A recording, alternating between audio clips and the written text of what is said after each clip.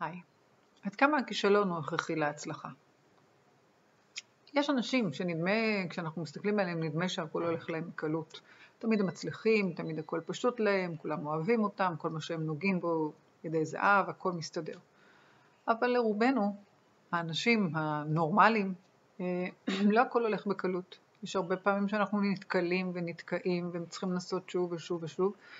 והשאלה היא, כדי להגיע בסופו של דבר להצלחה, איך אנחנו מתייחסים לתהליך הזה שבו אנחנו צריכים להתנסות שוב ושוב, להיכשל שוב ושוב, בסופו של דבר כדי להצליח. האם אנחנו תופסים את זה כאיזושהי פגיעת אגו מאוד חמורה ולכן אנחנו לא יכולים להמשיך הלאה?